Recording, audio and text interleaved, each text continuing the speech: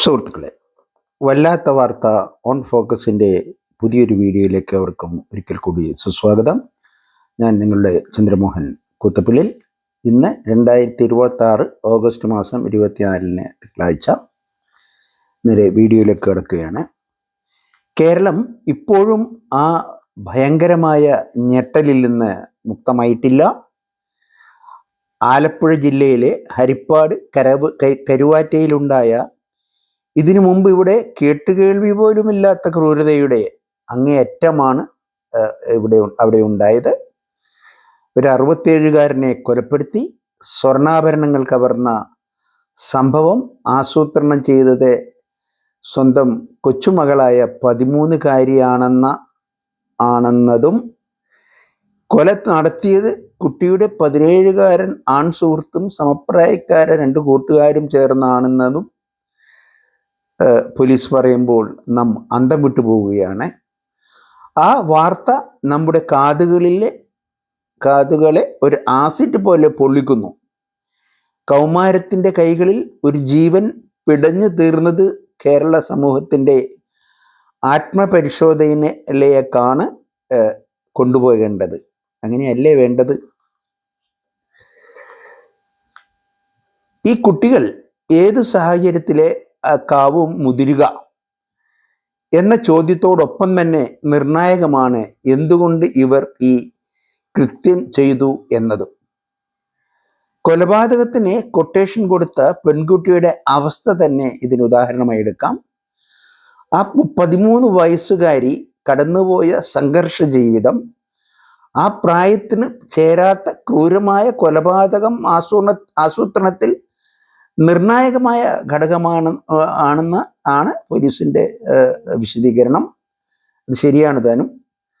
പ്രശ്നങ്ങൾ നിറഞ്ഞ കുടുംബാന്തരീക്ഷം, വിദേശത്ത് ജോലി ചെയ്തിരുന്ന അമ്മയുടെ അസാന്നിധ്യത്തിൽ ബന്ധുഗ്രഹങ്ങളായി മാറി മാറി താമസം, പലതവണ വീട്ടിൽ നിന്ന് ഒളിച്ചോട്ടം, മോശം കൂട്ടുകെട്ടുകൾ, ഉറ്റ ബന്ധുവിൽ നിന്ന് ഉണ്ടായി എന്ന് പറയപ്പെടുന്ന മോശം പെരുമാറ്റം, എത്രയെത്ര സങ്കീർണ സാഹചര്യങ്ങളെയാകും ആ പെൺകുട്ടി നിസ്സഹായതയോടുകൂടി നേരിട്ടിരിക്കുക എന്ന് മനസ്സിലാക്കാൻ സമൂഹം ഒന്ന് മനസ്സ് കാണിച്ചിരുന്നെങ്കിൽ ചില കാര്യങ്ങളെങ്കിലും പരിഹരിക്കാമായിരുന്നില്ലേ എന്ന് തോന്നിപ്പോകുന്നു. ഏതാണ്ട് സമാന ജീവിത സാഹചര്യങ്ങളിൽ നിന്നാണ് കൂട്ടുകാരായി നേരിട്ട് കൃത്യത്തിൽ ഏർപ്പെട്ട ആൺ കുട്ടികളും. ഒരിക്കലും വീട്ടകത്തിന് പകരമാവില്ല ചിൽഡ്രൻസ് ഹോമുകളിൽ എത്തിപ്പെടുന്ന കുട്ടികൾക്ക് ലഭിക്കുന്ന കരുതൽ. അത് എത്രത്തോളം ഉണ്ടെന്ന് ചിന്തിക്കുക കൂടി ചെയ്യേണ്ട സമയമാണ് ഇത്. 18 വയസ്സ് കഴിഞ്ഞാൽ പിന്നെ അവരെ താങ്ങി നിർത്താൻ എന്ത് സംവിധാനമാണ് നമ്മുടെ നാട്ടിലുള്ളത്?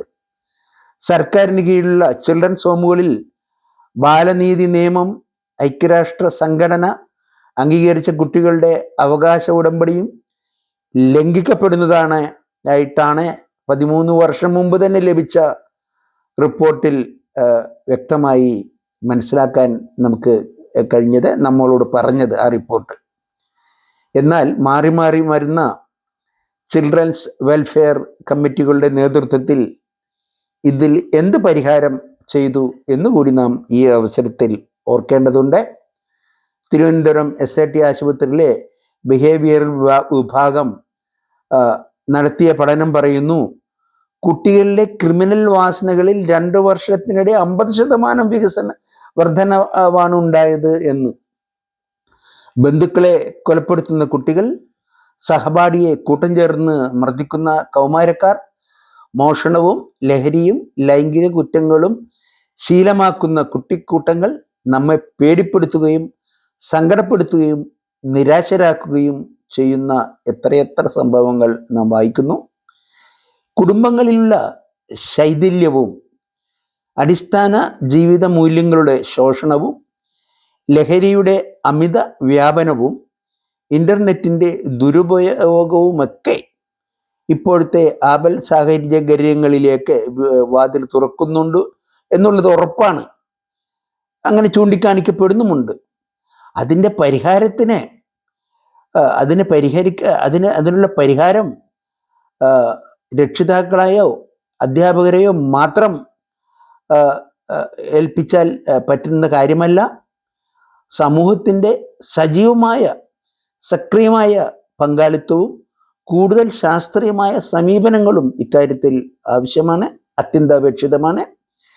കുറ്റകൃത്യങ്ങളിൽ ഉൾപ്പെടുന്നവ കുട്ടികളെ ഒറ്റപ്പെടുത്തുകയും കുറ്റപ്പെടുത്തുകയും ചെയ്യുന്നതിന് പകരം അവരെ ചേർത്ത് നിർത്തി അടിസ്ഥാന പ്രശ്നങ്ങൾ കണ്ടെത്തി പരിഹാരം കാണാനാണ് നാം എപ്പോഴും ശ്രമിക്കേണ്ടത്. കുട്ടികളിലെ എല്ലാ തരത്തിലുള്ള അരാജക പ്രവണതകൾ ചെറുപ്പത്തിൽ നാം എന്ന കുറ്റബോധമാണ് സമൂഹത്തെ ഇനിയെങ്കിലും നയിക്കേണ്ടത്. ഇതിനായി കേരളം മുന്നിട്ടിറങ്ങാൻ ഒട്ടും വൈകിക്കൂടാ. ഭരണ സംവിധാനവും നിയമപാലകരും അധ്യാപകരും രക്ഷിതാക്കളും വിദ്യാർത്ഥി സംഘടനകളും സന്നദ്ധ പ്രവർത്തകരും എല്ലാം കൂടി ചേരുമ്പോൾ അവർ കൈകോർത്താൽ ഇതിൽ നല്ല ഫലം ഉണ്ടാക്കാൻ കഴിയുമെന്ന് നമുക്ക് നിസ്സംശയം പറയാൻ കഴിയുന്ന കാര്യമാണ്. ഈ കരുവാറ്റയിലെ കേസിൽ കുറ്റാരോപിതർക്ക് കടുത്ത ശിക്ഷ ഉറപ്പാക്കാൻ പോലീസ് ശ്രമം തുടങ്ങി എന്നുള്ള കാര്യം നാം അറിയുന്നു. 16-നും 18-നും മധ്യേ പ്രായമുള്ളവർ കൊലപാതകം ഉൾപ്പെടെയുള്ള ക്രൂരകൃത്യങ്ങൾ ഉൾപ്പെട്ടാൽ അവരെ മുതിർന്ന കുറ്റവാളികളായി പരിഗണിച്ച് നിയമ നടപടികൾ സ്വീകരിക്കാൻ ചില പഴുതുകൾ ഉണ്ട്. ജുവനൈൽ ജസ്റ്റിസ് ബോർഡാണ് ഇത് 18 വയസ്സിൽ താഴെയുള്ളവരുടെ കേസുകളൊക്കെ പരിശോധിക്കുന്നത്. ഇവരെ അറസ്റ്റ് ചെയ്തു എന്ന് പോലും പറയാൻ പാടില്ല എന്നാ പറയുക. അപ്രിഹെൻഡ് എന്നുള്ള വാക്കാണ് ഉപയോഗിക്കേണ്ടത്. അറസ്റ്റ് എന്നുള്ള അർത്ഥം തന്നെ ആ വാക്കിനുള്ളത് എങ്കിൽ അപ്രിഹെൻഡ് എന്നാണ് പറയേണ്ടതെന്നാണ് നിയമം പറയുന്നത്. ജുവനൈൽ ജസ്റ്റിസ് ബോർഡിൻ്റെ അനുമതിയോടെയാണ് നടപടിക്രമം. പ്രതികളുടെ ജീവിത സാഹചര്യങ്ങളും മുൻപ് കുറ്റകൃത്യങ്ങൾ ഏർപ്പെട്ടിട്ടുണ്ടോ, കൊലപാതകം തുടങ്ങിയവ പരിഗണിച്ചുള്ള നിയമോപദേശം ഇതൊക്കെ തേടിയാണ് പോലീസ് ഇതിലേക്ക് കടക്കുക. ഇതിനായി നിയമോപദേശം തേടിക്കഴിഞ്ഞതായി ജില്ലാ പോലീസ് സൂപ്രണ്ട് പത്രത്തിലൂടെ നമ്മെ അറിയിക്കുകയും ചെയ്തിട്ടുണ്ട്. നല്ല കാര്യം തന്നെ. ഇടയ്ക്കൊന്ന് പറയട്ടെ, ചൈനയിൽ ഇത്രയും കുറ്റകൃത്യങ്ങൾ ചെയ്യുന്ന കുറ്റവാളികളെ അവരെ മാനസിക ചികിത്സ ആരോഗ്യ കേന്ദ്രങ്ങളിൽ എത്തിക്കുകയും വേണ്ട സൈക്കോളജിക്കൽ ട്രീറ്റ്മെൻറ്റ് നൽകുകയും ചെയ്യുന്നുണ്ട്. പക്ഷേ അപ്പോഴൊക്കെ അവരെ ഒരു സെല്ലിലാണ് പാർപ്പിക്കുന്നത്. അവർക്ക് ഒരു ചെറിയ ശിക്ഷയും കൊടുക്കുന്നുണ്ട്, അവരെ മാനസികമായി ഉന്നമനം നേടിക്കൊടുക്കുകയും ചെയ്യുന്നുണ്ട്. 4 വർഷം വരെ ഈ പ്രക്രിയ തുടരാറുണ്ട് എന്ന് വിദഗ്ധർ പറഞ്ഞു കേൾക്കുന്നു. ഇവിടെ അത് വേണമെന്നല്ല, സാന്ദർഭികമായി പറഞ്ഞു എന്ന് മാത്രം. പ്രായപൂർത്തിയായ കുട്ടികൾ കൊല ചെയ്താൽ പോലും ശിക്ഷിക്കപ്പെടില്ല എന്നുള്ള പ്രചാരണം വളരെ പ്രത്യാഘാതമുണ്ടാക്കുന്ന പോലീസ് വിലയിരുത്തുന്നു. സ്കൂൾ കുട്ടികൾക്ക് പോലും രാസലഹരികൾ ഉപയോഗിക്കുന്ന ഇക്കാലത്ത് ഇതിൻ്റെ നിയമത്തിൻ്റെ പരിധിക്കുള്ളിൽ നിന്നുകൊണ്ട് തന്നെ പരമാവധി ശിക്ഷ നടപ്പാക്കുമെന്ന് മുതിർന്ന പോലീസ് ഉദ്യോഗസ്ഥർ പറയുന്നുണ്ട്. ഇത് ശുഭോദർക്കമാണ് എന്നുള്ള കാര്യത്തിൽ സംശയമില്ല. കുറ്റം ചെയ്യുന്ന കുട്ടിയെ ക്രിമിനൽ എന്ന ഒറ്റ വാക്കിൽ വിശേഷിപ്പിക്കപ്പെടുന്ന എളുപ്പമാണ്. എന്നാൽ കുട്ടികളുടെ പെരുമാറ്റത്തെ അവരുടെ വളർച്ചയുടെ പശ്ചാത്തലത്തിൽ മനസ്സിലാക്കണം. കുട്ടികളിലെ ഗുരുതരമായ പെരുമാറ്റ പ്രശ്നങ്ങൾക്ക് പല കാരണങ്ങളും ഉണ്ടാകാം. കുടുംബത്തിലെ നിരന്തരമായ സംഘർഷങ്ങളും അവഗണനയും, മാതാപിതാക്കളുടെ മേൽനോട്ടക്കുറവ്, ശാരീരികവും മാനസികവുമായ പീഡനം, അടുത്ത ബന്ധുക്കളിൽ നിന്നുള്ള ബാഡ് ടച്ച്, വിവാഹേതര ബന്ധങ്ങളുള്ള രക്ഷിതാക്കളാൽ വളർത്തപ്പെടുന്ന കുട്ടികൾ, ലൈംഗിക അതിക്രമങ്ങൾ അതിൻ്റെ ഇരയായി അനുഭവിക്കുന്നതും നേരിട്ടവരും, ലഹരി ഉപയോഗം, കൂട്ടുകാരുടെ ശക്തമായ സ്വാധീനം, നിയന്ത്രണമില്ലാത്ത ഇൻ്റർനെറ്റ് സോഷ്യൽ മീഡിയയുടെ അമിത ഉപയോഗം, അക്രമത്തെ സാധാരണവൽക്കരിക്കുന്ന ഉള്ളടക്കങ്ങളുള്ള കോണ്ടന്റുകളോടുള്ള അമിതമായ സമ്പർക്കം, ഉടനടി ലഭിക്കണം എന്ന ഉപഭോഗ സംസ്കാരം, അസ്വസ്ഥത, അസഹിഷ്ണുത, എടുത്തുചാട്ടം, പെരുമാറ്റ പ്രശ്നങ്ങൾ, പിറുപിറുക്കും ശ്രദ്ധക്കുറവും, അങ്ങനെ ഒത്തിരി മാനസിക പ്രശ്നങ്ങൾ ഈ അവസരത്തിൽ നാം കണക്കിലെടുക്കേണ്ടതുണ്ട്. അവയ്ക്കൊക്കെ പരിഹാരം കാണുകയും വേണം. കുട്ടികളുടെ നിരന്തരമായ മൊബൈൽ ഫോൺ ഉപയോഗത്തെ കുറ്റപ്പെടുത്തുന്നത് വളരെ എളുപ്പമാണ്. എന്നാൽ എല്ലാ കുറ്റകൃത്യങ്ങളെയും കാരണം അതാവണമെന്നുമില്ല. എന്നാൽ അതിൻ്റെ ദുരുപയോഗം ഒരു റിസ്ക് ആംപ്ലിഫയർ ആകാം. ഓൺലൈൻ ലോകം കുട്ടികളെ വളരെ ചെറുപ്പത്തിൽ തന്നെ മുതിർന്നവരുടെ ലോകത്തേക്ക് എത്തിക്കപ്പെടുന്നു.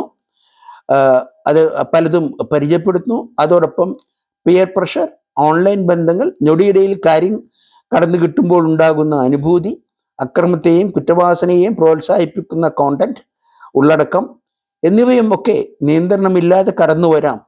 ഫോൺ പിടിച്ചെടുക്കുന്നത് കൊണ്ട് മാത്രം ഇത് പരിഹാരമല്ല.